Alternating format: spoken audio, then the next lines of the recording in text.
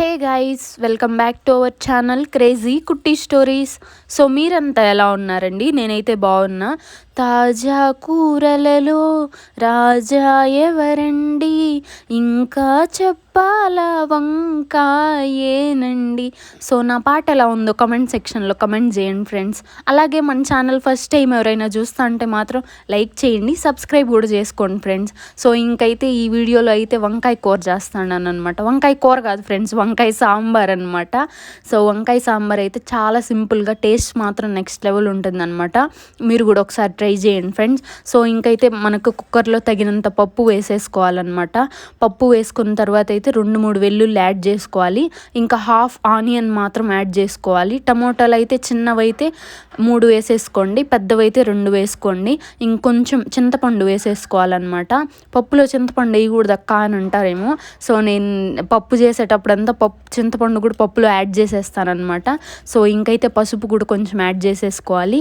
ఇంకా వాటర్ పోసేసుకొని మనం 4 విజిల్స్ పెట్టుకోవాలన్నమాట. సో ఇంకైతే పప్పు ఉడికిపోయిన తర్వాత మెత్తగా మ్యాష్ చేసేసుకోవాలి. ఇంకైతే ప్యాన్ తిరగబాతు కోసం అనమాట. తిరగబాతు కోసం మనం ప్యాన్ పెట్టేసుకొని ఆయిల్ వేసుకోవాలి. ఆయిల్ వేసుకున్న తర్వాత అయితే ఉద్దిపప్పు, ఆవాలు, కరివేపాకు వేసుకోవాలి. ఇంకా హాఫ్ ఆనియన్ ముందే కట్ చేసేసుకున్నాం కదా, ఆ కట్ చేసిన ఆనియన్ వచ్చి ఇందులోకి యాడ్ చేసేసుకోండి. సో ఇంకా ఆనియన్ వేసుకున్న తర్వాత అయితే వంకాయలు వేసుకోవాలి. వంకాయలు వేసేసుకొని కొంచెంసేపు ఫ్రై అయిన తర్వాత కొద్దిగా పసుపు, ఎందుకంటే మనం ముందే పప్పులో కూడా యాడ్ చేసాం కాబట్టి పసుపు వేసినా వేయకపోయినా పర్వాలేదన్నమాట. సో ఇంకైతే ఉప్పు తగినంత, కారం మీకు ఎక్కువ తింటే ఎక్కువ, తక్కువ తింటే తక్కువ యాడ్ చేసుకోండి.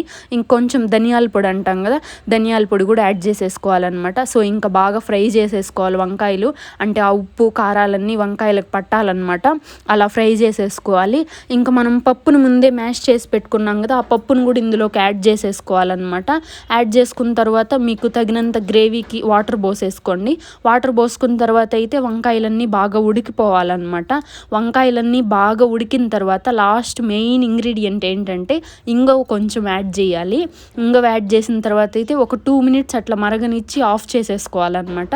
సో నేను కొంచెం కొత్తిమీర కూడా యాడ్ చేశాను అనమాట. సో కొత్తిమీర ఉంటే వేసుకోండి, లేకపోతే పర్వాలేదు ఫ్రెండ్స్. నా ఛానల్ మాత్రం సబ్స్క్రైబ్ చేసుకోండి ఫ్రెండ్స్. Okay, bye friends.